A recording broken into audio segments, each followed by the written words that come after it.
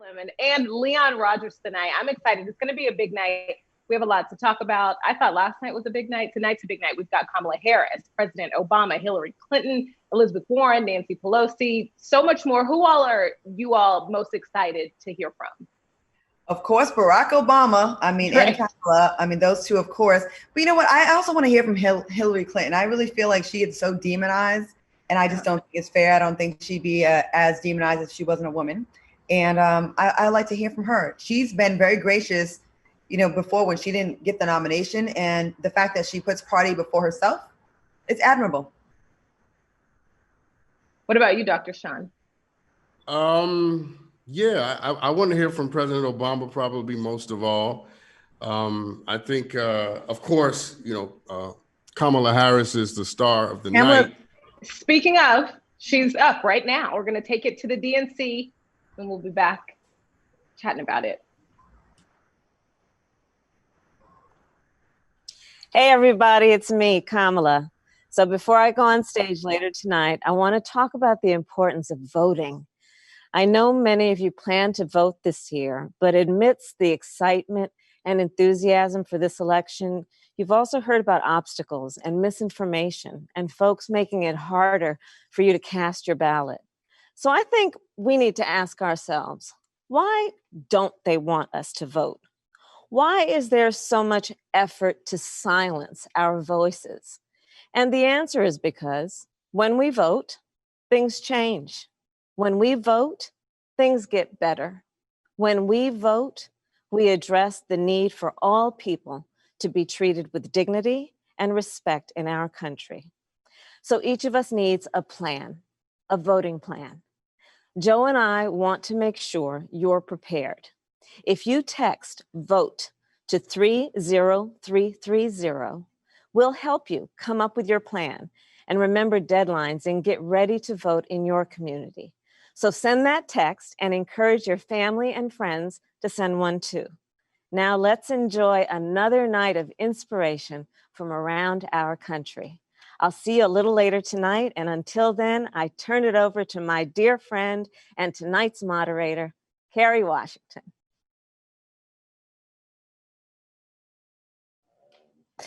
Welcome to night 3 of the Democratic National Convention. I'm honored to be joining you as we continue to celebrate this unconventional convention. We're going to be hearing a lot more from Senator Harris later, I promise. But first, when I was in 7th or 8th grade, we memorized the preamble of the Constitution, and I've never forgotten it. The first 15 words of our Constitution are, "We, the people of the United States, in order to form a more perfect union." We say more perfect because our union is not without flaws. When our Constitution was written, women couldn't vote. Black people were considered 3/5 of a human being, but therein lies the work. No one is perfect.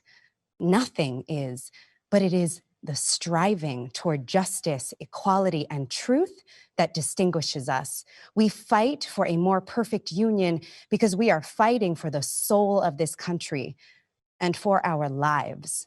And right now, that fight is real.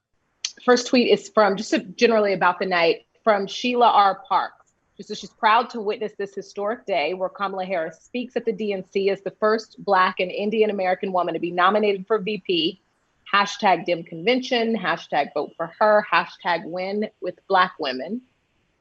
Another tweet also about Senator Harris. Kamala Harris, on the day of her historic nomination as the first VP candidate of Black and Asian American descent, makes time from her busy day of preparation to talk with family. What are you looking forward to? What does Senator Harris, what does the VP nominee, Kamala Harris, what does she need to do to motivate voters? That's how they started the show. They want to motivate voters. They want people to vote, not just be excited and talking and feel represented. They want people to vote. We haven't heard from Seth yet, so I want to hear what Seth has to say about that. A part of what she has to do is clarify her record, right? A lot of the things, the criticisms that we hear about her are things that may not be fully understood. The trope about her putting single Black mothers in jail over truancy isn't exactly true. That's not exactly what happened. Not a single parent that was cited for their child missing 50 or more days of school ever was put in jail during her tenure as district attorney. I think she has to do a better job of communicating that and the motives behind some of her efforts. And if she can show that she was moving with compassion and with empathy and with also understanding all the variables that play into a child potentially missing school or some of the other prosecutorial things that kind of people have questions about, I think if she can show that humanity in that, then she may be able to win over some voters who are still on the fence about her. Yeah, those voters, I think, are never going to come over, in my opinion, because I think most of them don't want to be there. They want to be right about her being wrong, and it's an identity proposition for them. I think she should invest more time in talking about the work she's done in the Senate, and more time investing in talking about the work that she's done on criminal justice reform there, because that's her New Testament. She definitely has the Old Testament existence, but her New Testament is worth the trouble of talking about. And there's something to be said about not spending your life trying to convince people of something who are never going to be convinced. Those of us who are already there and those of us who are leaning in that direction, I'm hoping tonight that she will remind us of why we celebrate Black women. Me, I just need her to quote 4 songs off the Doggy Style album and 4 songs for Tupac, All Eyes on Me, WCD. Here we go. You know, because she said she used to get down a little bit back in the day while listening to Snoop and Pop. Give me 8 songs from them 2 albums, and we locked in anyway. But I'm gonna be super over the top with it now. That's hilarious. There's some other tweets coming in. Oh, Claudia?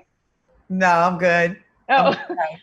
There's some other tweets coming in about who all is speaking as a whole, right? USA Today, the force of women in the Democratic Party will be on full display Wednesday when Vice Presidential nominee Kamala Harris delivers her acceptance speech at the DNC. But then Shell Gilliam says, I'm not enthused with celebrities this year having platforms during the time when so many people are suffering. But we've got Tracee Ellis Ross and Kerry Washington. They've got Kid Rock and like Donald Trump. We do it better. #Dem convention. You know what? I kind of like the celebrity push. You know what I'm saying? Because it brings people in that normally wouldn't be involved with stuff like this. So, like, for example, I'm gonna use a prime example of a young lady who's been under a lot of scrutiny and controversy about a #1 song, WAP, Cardi B. She had a conversation with Joe Biden. A lot of people frowned upon it, but to me, I think it's dope because now Keisha and Man, who probably don't care nothing about what Joe Biden is talking about, will watch because Cardi B is interviewing him. And that carries something to me. I think sometimes we forget about the little guys. We forget about the people that may not read the papers every day, that may not be up on all the political correspondence that's going on, like ourselves, who it's our job. You got some people out there that are clueless, you understand? And then they're going to take whatever they get from somebody else, and which I think Mr. Lemon alluded to earlier is BS. It might not be true. It might be false news. So to be able to have somebody like a Cardi B or Jennifer Hudson be able to talk and be around these people, it draws interest from people that probably wouldn't watch it. And I think that's actually smart. I wish they would go, a little bit more with that to try to draw more of the youth that are not really involved in the politics like they should be, because that controls their future as well. I totally agree with everything you're saying, Leon. And I'm going to say this, like I said last night, people just like to complain about anything while they're sitting at home doing absolutely nothing, not donating to any campaigns, not going outside and campaigning, not helping out. What they do one thing well is get on the computer and complain about what everybody else is doing. The fact that, like you said, Cardi B is she's a superstar, love it or hate her, she's a superstar and she has influence. That's why she gets a lot of money on Instagram to promote things. Why not use your influence? We use celebrities to influence us on everything else, to sell products, to sell to sell anything. Like, why complain about this? I like that, I like people using their voices for this instead of just trying to sell us products all the time. And Cardi B was not a fan of Joe Biden. She was pro Bernie Sanders, and she actually was open to have a conversation. And I thought that was dope to see someone, that was rooting for someone else, open to Joe Biden and having a real conversation and tell him what she really wanted. Like, a lot of us can learn from that. Yeah, it was a solid interview too. Yes. She pushed him on Medicare for all. I think she went back to the question 3 or 4 times. She really wanted an answer, and that's been something that we haven't seen from a lot of people. But you especially know, when you see Brooke, I found that when people complain about what other people having a stage or a microphone is usually because they want it. Mm. Yeah, I'm not saying black youngster or Kodak Black. I mean, there's a limit. But Yeah, let's not go that far. Yeah, let's not go that far. But for the most part, all of these African American and Hispanic that make music, actors, I would love to see them get behind something, and you know, whether it's Joe Biden or maybe it's somebody else they have in mind, but just get behind something and start getting a lot of these youth that are detached from our world back in, because you know, a lot of the youth only think it's about being lit, go to work, take my little money. If I'm out here hustling, then I go get lit on the weekends. I have no idea that the world around me is crumbling every day that we speak, because 45 is a clown. When I first came to LA like 20 some years ago, someone told me that they didn't know the difference between a Democrat and a Republican. This was someone that was in the business, you know, a Playmate of the Year. Like, she was like heavy into, you know, Hollywood. And I looked at her like, damn. And then I thought, there's a lot of people like that. They're not all watching CNN and MSNBC and sometimes Fox News. Like, they are really oblivious. Yeah. So, you know, I mean, every little thing helps. We have a viewer comment from Teresa Marlene. She says, LeBron James plans to hit the campaign trail on Biden's behalf. I think that's awesome. I remember that dumbass reporter that told him, shut up and dribble. Well, he's not just shutting up and dribbling. He's actually using his platform. And I'm here for it. I love it. Because what is the purpose of having power? What is the purpose of having influence if you don't use that influence and power to make the world that you were born into better? I mean, at the end of the day, with all of this money, prestige, and access, you're absolutely right, Leon and Claudia, and Seth, because you're right. If we don't celebrate people when they're trying to do what is right and using their power, then we have no right to critique them when they're not. I mean, but we need this gusto, this enthusiasm for voting to be carried around to our local elections, even more so than just the presidential election. This gets a lot of attention, but most of the things that affect us in our communities and at home are things that happen on the local level: electing sheriffs, electing judges, electing your district attorneys. Those are people who make decisions, especially when it comes to criminal justice. And those are the elections where we see voter apathy is even higher than it typically is during a presidential election in younger communities and communities of color. So we have to keep this passion for voting and understand how important it is, despite just the presidential election every 4 years. Facts. So we have another comment from Biggs, who says, but you notice nobody asked for anything for their vote willingly, just give it away for free. Once again, we talked about this last night. People that say, we're just giving it away for free, we need to ask for things. Get together your peoples and put together your list of demands. Stop saying that we don't do this and we don't do that when you don't do this and you don't do that. If you have demands, make them known. We all have social media. We can all reach our senators, our representatives. It don't take nothing but writing a letter nowadays, okay? Or sending a tweet, they'll respond to you. We're going to go to Billie Eilish right now. She is performing. Is she performing or speaking? And take it back to the DNC. Not deny them. Leaders who will fight against systemic racism and inequality. And that starts by voting for someone who understands how much is at stake. Someone who's building a team that shares our values. It starts with voting against Donald Trump and for Joe Biden. Silence is not an option, and we cannot sit this one out. We all have to vote like our lives and the world depend on it, because they do. The only way to be certain of the future is to make it ourselves. Please register, please vote. So what do you think? Is the Democratic Party doing a good enough job at bringing out younger voices? Obviously, that performance there, that's an attempt. We talked about having celebrities participate in the process. Barack Obama speaking tonight. He's amazing with younger voters. What do you think? Are they doing a good enough job, or what can they do better? I think this is probably one of their first attempts at really bringing out someone younger to influence the party. The past 2 days, we haven't seen too many younger faces. We've seen faithful faces from the Democratic Party, a couple artists that appealed a range of a wide base, but this was the first person that I can truly remember that stands out as being someone from a younger generation, Gen Z, millennial, that they're trying to incorporate and include. I think they could do a much better job of that. They've got 2 hours each night to showcase the variety of the party, and it seems like that's one area where it's lacking. Yeah, I think Billy was cool, but if I was a youngster, like my daughters was watching it downstairs, like they weren't hype about it. You know what I'm saying? Like we gotta get somebody that's gonna get them hype, like get them stirred up, get them fired up. This is what this whole thing is about. It's about getting them fired up. I mean, anybody that ever plays sports, anything, right before you go out on the field, what's the first thing your coach do? Fire you up. So you want to fire these young people up. You want to get them hyped. You got to bring some energy. Like there's some safe people that they probably could have reached out for. Give me a minute. I could come up with some names, but there's some safe people I think they could have reached for on a little darker end of the spectrum that could just get it lit, get it hyped. Let's go. Leon, that's because we Black. Like little white girls, that is their Cardi B right now. That they're like, oh my God, Bill, like they're going off right now. They going in, they on Twitter. That's because we old, we grown. And we like a drum. We need a beat.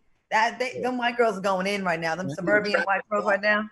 I need a Travis Scott. You know what I'm saying? I need a Travis. I need a Drake to slide out there. I need to, man. Let's get hype. Let's go. That'll be dope, right?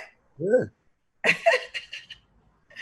So I what about progressive? Oh, I'm sorry, Claudia. No, I'm just saying. It seems like maybe they're getting younger and younger leading up to the final day. I don't know, but slow rollout. Yeah, maybe. What about Latin Americans and progressives? Are we hearing enough from, the DNC so far from Latin Americans, from progressives? Elizabeth Warren is speaking tonight. We had Bernie a couple nights ago. What do you think? Elizabeth Warren is one of the people that progressives definitely cling on to as being knowledgeable and thorough and having actionable, thorough ideas that could be implemented today. I think that hearing from her and hearing from Bernie the other day is an attempt. It depends on how enthusiastic she seems in supporting him, because it took a while after she dropped out of the primary race for her to even endorse him officially. So we'll see how she communicates that enthusiasm for him. AOC did not get the chance to mention Biden by name yesterday because of the procedural process that had to play out. So hearing from progressives specifically on why they should support Biden is very important, and we need more of that. We have another viewer comment from Lady D. She says, why do people think celebrities don't have a right? This is kind of going back to what we were talking about a little bit earlier. You do realize they are human, have feelings, and have rights. Also, they weren't always a celebrity. They worked hard to get that title. Yeah, that's like a criticism. When people always criticizing celebrities for using their voice, and it's like they don't have a right to say or to speak, or we don't want to hear from them. I think that's kind of ridiculous, but we kind of talked about it earlier. But I just wanted to kind of show love to some of the people in the chat room that had some things to say. Claudia, a more interesting question above and beyond that is, why do we even ultimately give a damn about what celebrities think or do? And here's what I mean by that. Because we just talked about the youth vote. Mm-hmm. If the youth vote had turned out for the candidate that they liked the most, Bernie Sanders, he would be the nominee right now. People, that youth vote that we're so dedicated to carving off time to and making sure that they feel warm and fuzzy, well, they're going to have to start delivering, because the dominant base of this party and of Black politics are Black women who are not millennials or Generation Z, by the way. And so they cannot be overlooked and ignored at the expense of running after the new shiny thing. I'm all for young people. I'm all for young people being, having a part and a language and all of this. But all right, you welcome to the party. Now you got to vote, not just tweet. Dr. Sean, but don't you? I'm sorry. Go ahead, Seth. I was just going to briefly mention that a lot of those people who support Bernie aren't Democrats. They're not a part of the party. They are Bernie supporters, and that's why they're saying Bernie or bust. So problem number 2. But Dr. Sean, I would want to ask you though, don't you think Black women are getting out and voting? I mean, all the sisters I know. Oh yeah. Yo, Leon, absolutely. No, I'm saying no. Yeah, we're making the same point. I'm saying Black women But I'm saying black men, women of a certain age have been the consistent, backbone of the political agenda, not just for the hell of the Democrats. The political agenda of black people have rested on the backs of black women of a certain age. And I'm saying in our zest and our zeal to run after what's new and future, let us not disrespect whose back we've been standing on. We've got some tweets ahead of Hillary Clinton's speech. So first one up is the Democrats put a lot of energy into this convention. I don't remember them doing all of this for Hillary Clinton. What do you think about that? I don't know. I don't know if that can be said. I would have to go back and revisit that Democratic National Convention. I will say this. I thought Hillary was a lock to win, and I think the problem was she thought she was too. And maybe a little bit of arrogance cost her the election. So, I mean, it's like anything. Michael Jordan knew he was the greatest basketball player in the world, but he didn't underestimate anybody on the court. He treated the last guy on the bench the same way he treated their other star. He tried to dog walk everybody. And I think Hillary went in like, this dude's a clown. I got him. But he was dumb, white, racist America's Obama.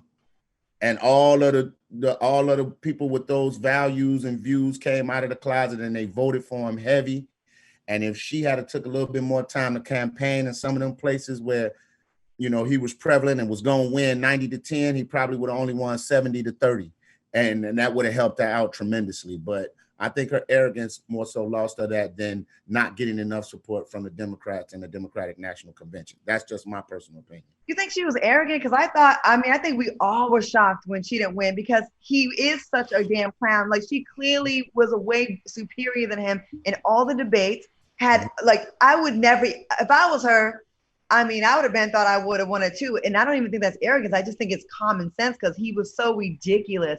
And then we also didn't know about the Russian interference, how prevalent that was. They definitely did, interfere in our elections. Well, Claudia, don't get it twisted. I absolutely believe that she was more qualified than him, hands down. You know what I'm saying? Period. But at the end of the day, her refusal to go into small towns and talk to those people, her refusal to go, like right up here in Wisconsin, her refusal to go into a place like Green Bay or Madison, just pretty much assuming I got Wisconsin on lock. You know what I'm saying? No, you don't. That's the arrogance. Like, you got to go talk to the little guys too. And maybe the little guys still want to vote for 45. But if you could turn one or two of them, that lessens the gap from which you lost. All right, so I've got a couple more tweets. Hillary Clinton has worn a lot of fancy hats at past Democratic National Conventions, including First Lady and U.S. Senator. This is the first time she's taking the stage as a defeated presidential candidate, which explains where she is in the order of tonight's program.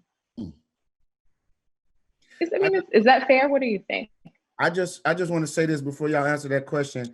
They could have had a black and brown unity show. It could have been Janet Jackson and Daddy Yankee, Made for Now. My mind is just, Made for Now would have been a perfect song. High energy, crowd would have been lit. You got the black flavor, you got the Latino flavor, black and brown together. I'm just throwing that out there, DNC. You might want to keep her in mind next time or maybe tomorrow. Option. There's still one more night. Okay, one more tweet. It's a tweet from Steve Fleck tweeting to Donald Trump saying, you do know that Hillary Clinton and Barack Obama are not running against you in the election, right? Which is in response to a tweet Trump posted about Hillary Clinton and Barack Obama just now saying, I'll see you on the battlefield. Donald Trump is so obsessed with Barack Obama. He may have a little man crush. He is so on his dick. I'm just gonna say it. There's no other word to say. He is on it. He wakes up thinking about Barack Obama and you guys are mean to me. Y'all love him. Yo, relax, dude. He is so obsessed with Barack Obama. It is. Hey, Claudia. I would bet that he got some posters and a whole shrine of Barack Obama. He want that love that Barack Obama gets. I'm sorry, I had to say the word. Is it obsessed with Barack, or does he have a disregard for Biden?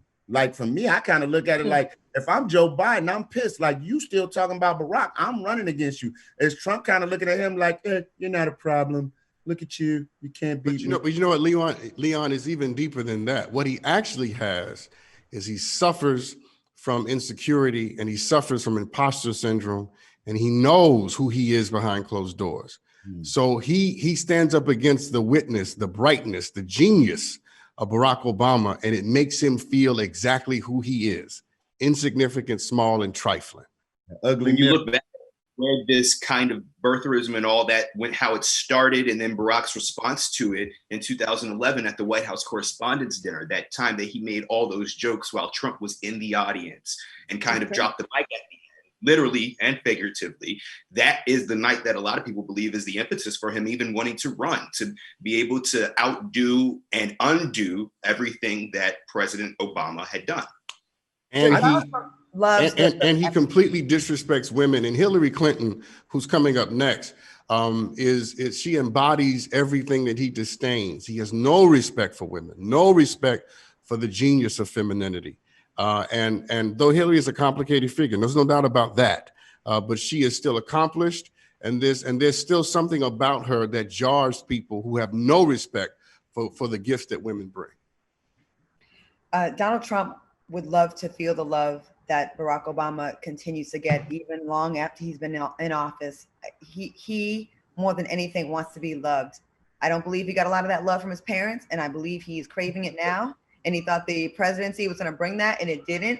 But the people that do, like the hee-haw, like those people, that ain't who he wanted from. No. He wants listen, if you don't think Donald Trump would not want to be adored by celebrities and all the cool kids, he wants exactly that. And the fact that he doesn't get that, it bothers him. It bothers him to his core. I just want Barack to tweet his ass one day and say, "You say one more word, I'm gonna pull up." with smoke symbols right behind it. Me and Michelle gonna pull up, and I'm gonna have Michelle whoop your girl ass, and I'm gonna slap 5 cheeks. Keep talking. I'm gonna pull up. That's all I want. We hear from the two of them, is also why Barack's, when he speaks, is more effective. We hear from the president. Traditionally, we always thought that when we heard from the president, it was an important moment, something worth listening to. And that changed with this presidency. But Obama has kind of stayed mum most of the time. He's been hesitant to speak out and been careful and calculated when he does. So tonight, when we get to kind of hear more from the vice presidential pick, as well as Hillary Clinton, and then from President Obama as well, we're going to kind of see how all that culminates and comes together, hoping to hear from Hillary Clinton shortly, actually, after this. And I think everybody watching who watches Hillary Clinton, who's coming up, you're absolutely right, Seth, and Barack Obama, they need to understand this lesson, that greatness invites its critics. When you dare to be great at something, people are going to come after you and they're going to critique you endlessly. But your greatness and your gifts will make room for themselves. And if you trust that, reason we love Barack Obama is because he didn't give a damn about who didn't love Barack Obama. Drop a diss track. Hillary Clinton's up now. Let's head back to the DNC.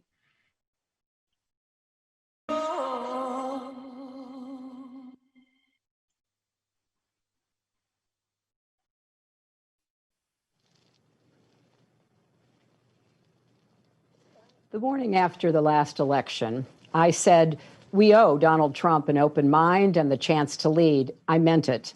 Every president deserves that. And Trump came in with so much set up for him: a strong economy, plans for managing crises, including a pandemic. Yes, we Democrats would have disagreed with him on many things, but if he had put his own interests and ego aside, seen the humanity in a child ripped from her parents at the border, or a protester calling for justice, or a family wiped out by natural disaster, that would have been a good thing for America and the world. I wish Donald Trump knew how to be a president, because America needs a president right now. Throughout this time of crisis, Americans keep going, checking on neighbors, showing up to jobs as first responders, hospitals, grocery stores, nursing homes. Yes, it still takes a village. And we need leaders equal to this moment of sacrifice and service. We need Joe Biden and Kamala Harris.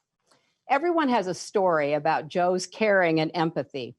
I remember him calling after my mother, Dorothy, died, and we talked about being raised by strong women.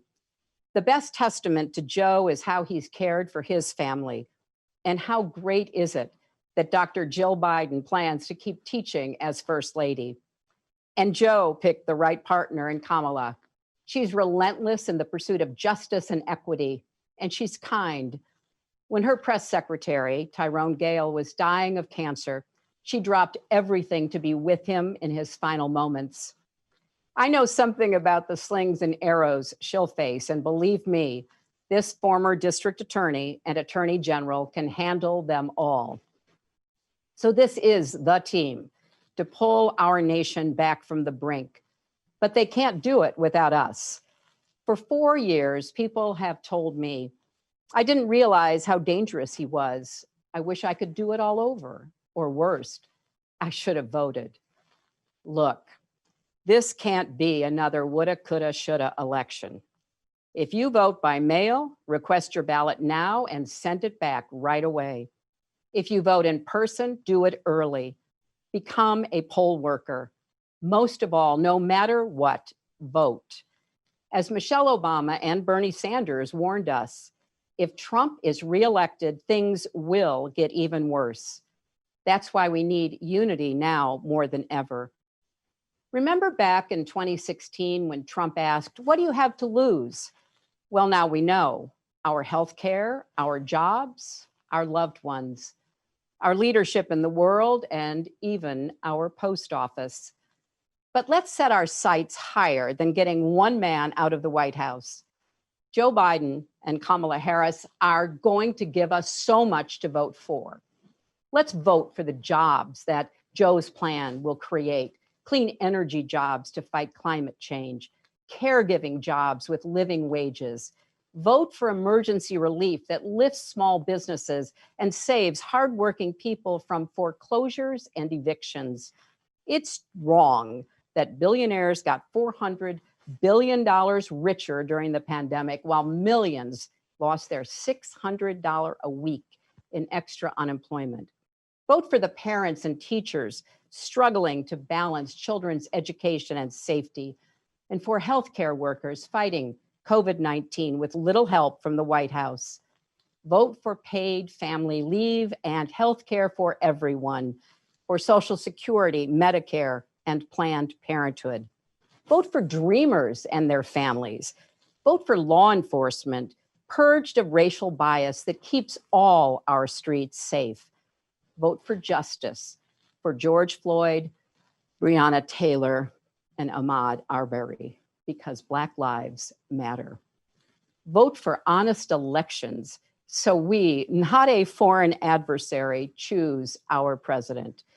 Vote for the diverse, hopeful America we saw in last night's roll call. And don't forget, Joe and Kamala can win by 3 million votes and still lose. Take it from me. So we need numbers overwhelming so Trump can't sneak or steal his way to victory. Text VOTE 30330 to get started. 100 years ago yesterday, the 19th Amendment to the Constitution was ratified. It took 7 decades of suffragists marching, picketing, and going to jail to push us closer to a more perfect union. 55 years ago, John Lewis marched and bled in Selma because that work was unfinished. Tonight, I'm thinking of the girls and boys who see themselves in America's future because of Kamala Harris, a Black woman, the daughter of Jamaican and Indian immigrants, and our nominee for vice president. This is our country's story, breaking down barriers and expanding the circle of possibility. And to the young people watching, don't give up on America. Despite our flaws and problems, we've come so far. We can still be a more just, equal country with opportunities previous generations could never have imagined. There's a lot of heartbreak in America now. And the truth is, many things were broken before the pandemic. But as the saying goes, the world breaks everyone, and afterward, many are strong at the broken places. That's Joe Biden. He knows how to keep going, unify, and lead because he's done that for his family and country. So come November, if we're strong together, we'll heal together. will redeem the soul and the promise of our country, led by President Joe Biden and Vice President Kamala Harris.